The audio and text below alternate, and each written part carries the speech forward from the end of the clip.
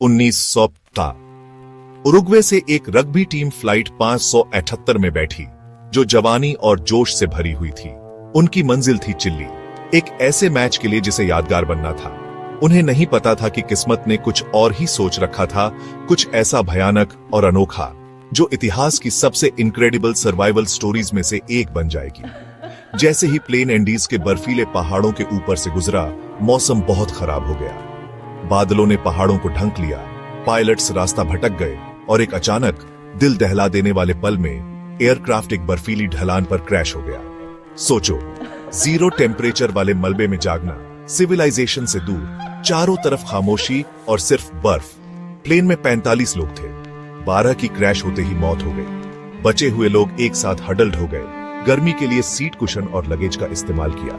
रात में जब टेम्परेचर गिरा तो उम्मीद से चिपके रहे। दिन बीत गए, खाना नहीं था, रेस्क्यू का कोई साइन नहीं था। कुछ ने प्रेयर की, कुछ रोए, लेकिन सभी इस डेस्परेट होप से चिपके रहे कि कोई कहीं उन्हें ढूंढ रहा है। लेकिन एक हफ्ते के बाद उम्मीद कम होने लगी। उन्होंने एक छोटे से रेडियो पर सुना कि उनकी सर्च बंद कर दी गई है। सोचो जरा, दुनिया मान रही है कि तुम जा चुके हो, जबकि तुम जिंदा रहने के लिए लड़ रहे हो। भूख लगने लगी, कड़वी सच्चाई सामने आई। जिंदा रहने के लिए उन्हें वो करना होगा जो सोचा भी नहीं जा सकता था, जो लोग मर गए थे, उनके शरीर पर सरवाइव करना। यह एक ऐसा डिसीजन था जो किसी को नहीं लेना चाहिए, लेकिन उन्होंने जिंदगी चुनी, अपने लव्ड वंस को सरवाइव करके ऑनर किया।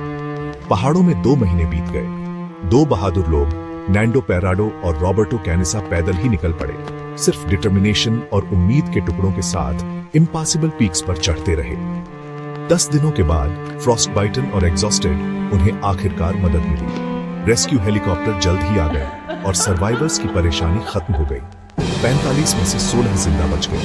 उनकी कहानी सिर्फ ट्रेजेडी या डेस्परेशन के बारे में नहीं है, यह करेज, सैक्रिफाइस और हर मुश्किल के खिलाफ जिंदा रहने की ह्यूमन विल के बारे में है। दशकों बाद भी फ्लाइट 500 से 1 तक इस बात का सबूत है कि जब लोग हार मानने से मना कर देते हैं, चाहे सिचुएशन कितनी भी खराब क्यों न लगे, तो क्या पॉसिबल है। तो अगली बार जब आप फ्लाइट 578 के बारे में सुने, तो याद रखें, यह सिर्फ एक प्लेन क्रैश नहीं है, यह उम्मीद, ह्यूमैनिटी और हम सबके अंदर मौजूद स्ट्रेंथ की कहानी है।